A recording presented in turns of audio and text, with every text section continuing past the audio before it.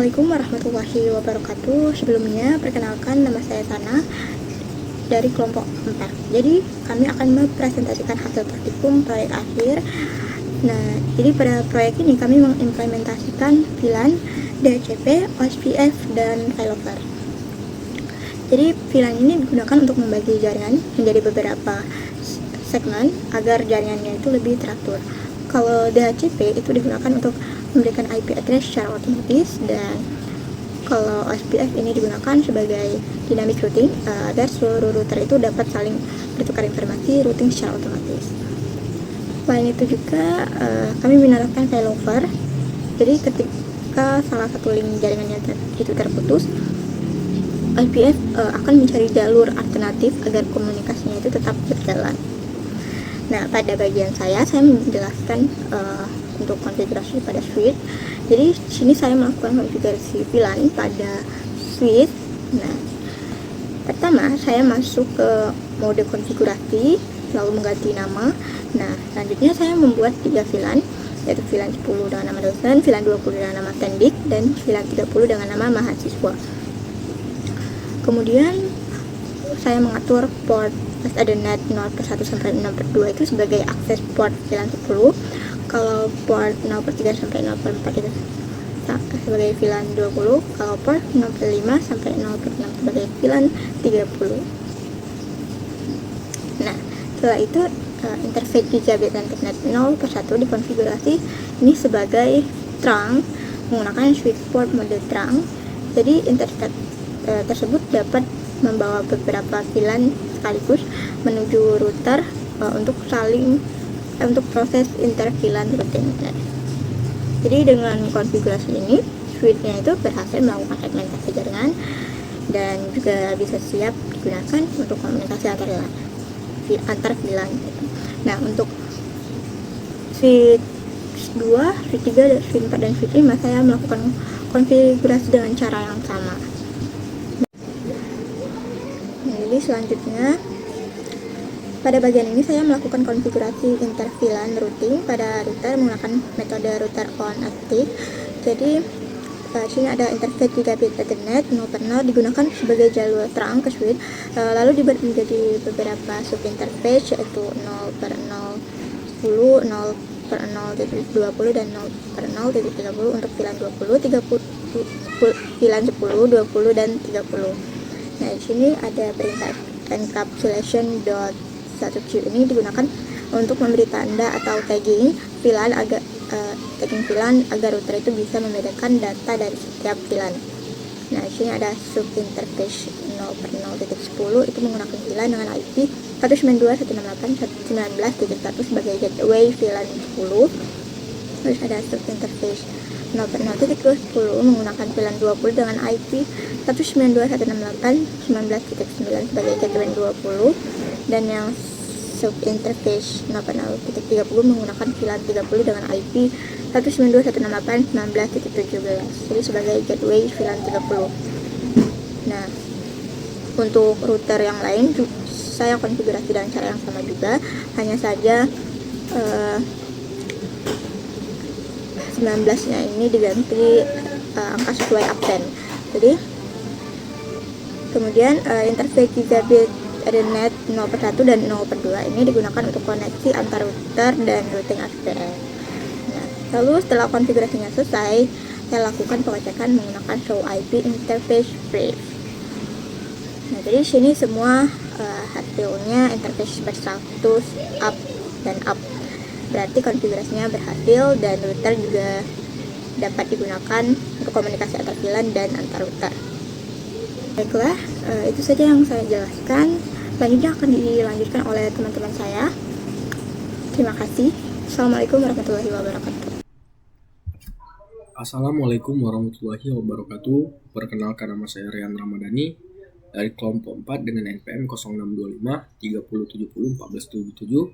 Di sini saya akan melakukan presentasi tentang DHCP. Sebelum masuk konfigurasinya, saya jelaskan terlebih dahulu nih, apa sih itu DHCP? DHCP adalah Dynamic Host Configuration Protocol, sebuah protokol yang digunakan dalam suatu jaringan untuk menentukan IP secara otomatis dalam jaringan tersebut. Jadi nantinya kita membuat DHCP agar setiap PC nantinya akan dapat IP secara otomatis. Langsung saja pada router pertama itu kita melakukan configuration untuk mengecualikan IP.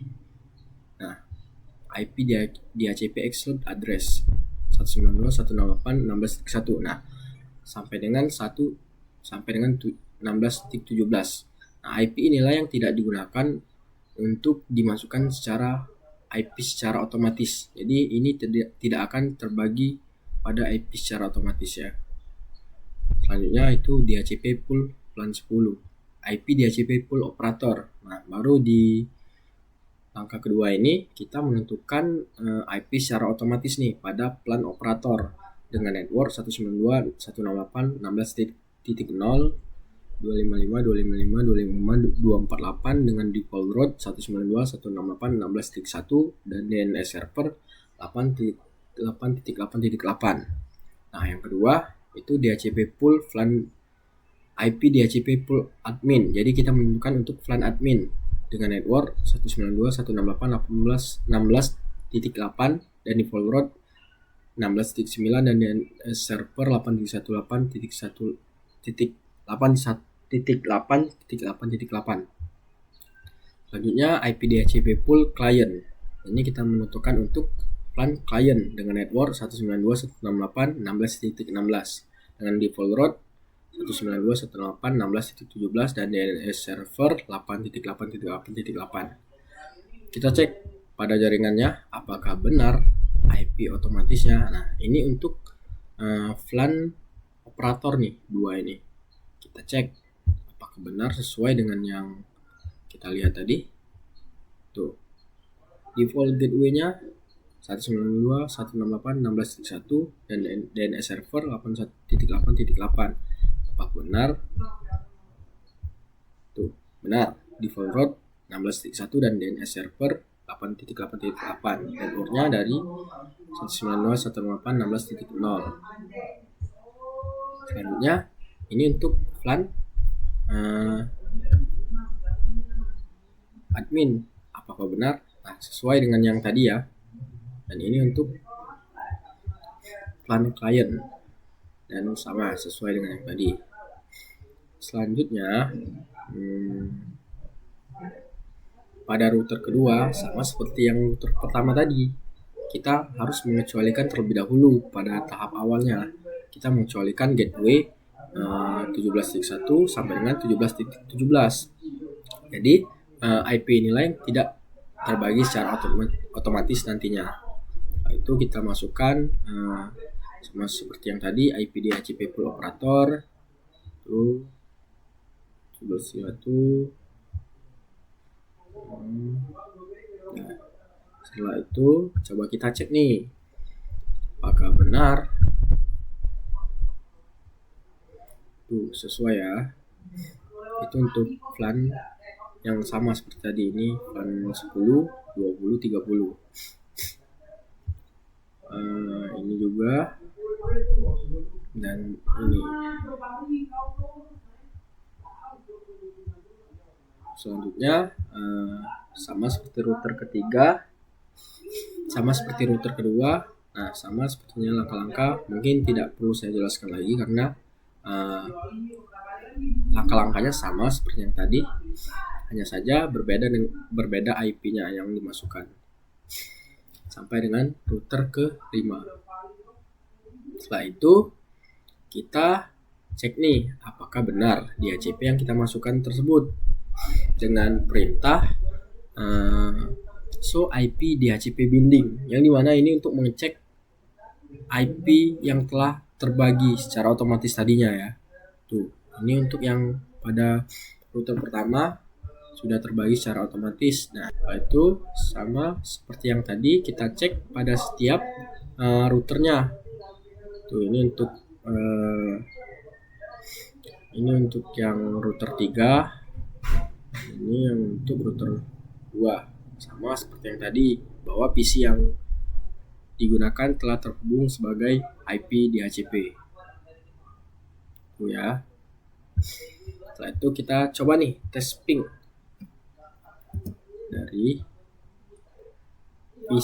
router 1 plan klien ke router 2 plan admin. Apakah bisa?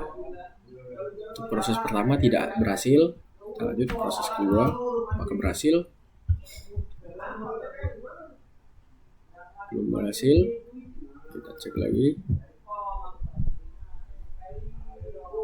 Nah, sukses. Berarti konfigurasi yang telah kita lakukan itu berhasil. Sekian dari saya. Wassalamualaikum warahmatullahi wabarakatuh. Baiklah, perkenalkan nama saya Salsabila. Dalam proyek kelompok ini, saya bertanggung jawab penuh untuk mengonfigurasi dan memastikan sistem routing dinamis menggunakan OSPF berjalan dengan lancar. Pada topologi yang kami bangun, seluruh router, mulai dari router 1 sampai router 5, dihubungkan membentuk topologi lingkaran untuk mendukung kemampuan failover dan jalur cadangan. Agar seluruh komputer di VLAN berjalan dengan lancar dan saling berkomunikasi, kami menerapkan OSPF area 0 atau backbone area. Alasannya kami memilih OSPF adalah karena protokol ini menggunakan algoritma yang sangat cepat dalam mencari jalur terbaik. Nah, di sini saya akan mencoba untuk mengetikkan perintah dan yang paling penting untuk melihat apakah router kita sudah berhasil menerima root dari router lain melalui OSPF. Caranya itu pertama kita ke router 1 dulu dan kita mengetik show IP root.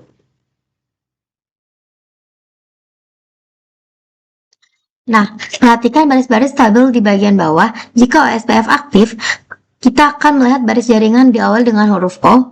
Huruf O itu artinya OSPF. Jika hanya ada huruf C dan L, berarti OSPF kamu belum mendapatkan root dari tetangga. Meyakinkan di sini saya akan mengetik lagi show IP OSPF neighbor. Nah, berikut adalah bukti bahwa konfigurasi OSPF kami telah sukses saat saya menjalankan perintah show IP OSPF neighbor di CLI router. Bisa kita lihat bersama bahwa status atau state dari routernya itu sudah menunjukkan full. Ini artinya router ini sedang bertukar tabel informasi jaringan secara sempurna. Selanjutnya saya akan mencoba tes ping dari PC pertama ke PC yang paling ujung. Seharusnya ini adalah sukses karena OSPF sudah bisa berkomunikasi dengan semuanya. Nah, selanjutnya di sini saya akan mengepingkan IP dari sini ke PC nomor 1.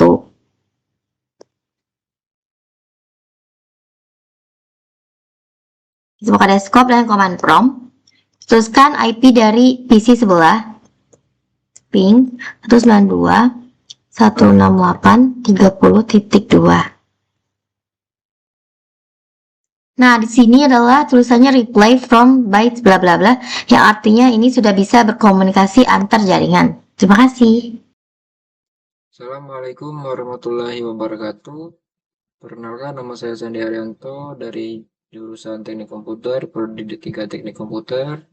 Saya dari kelompok 4. Di sini saya ingin menjelaskan proyek UAS kami di bagian jalur cadangan.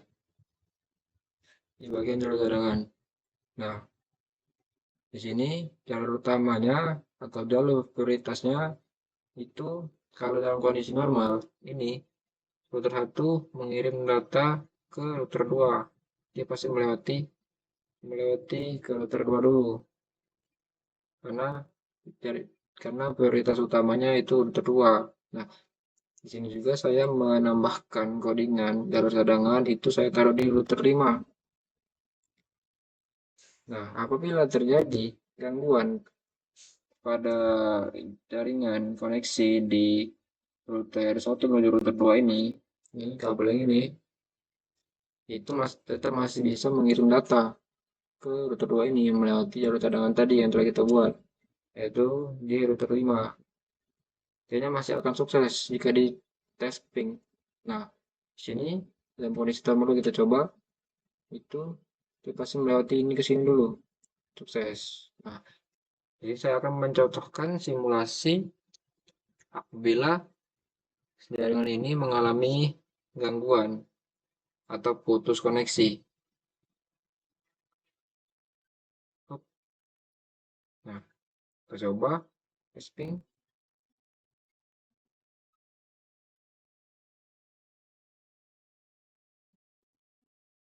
Kita coba lagi. Nah, dia masih bisa mengirimkan data ke router 2 tuh.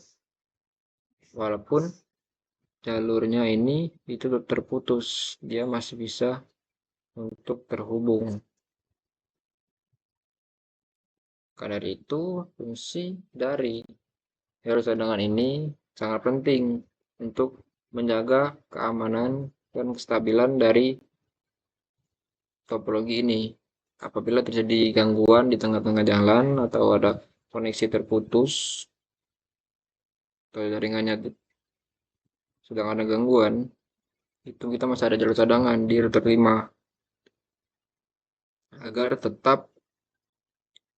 agar tetap bisa mengirimkan data ke router 2 tanpa terputus sama sekali.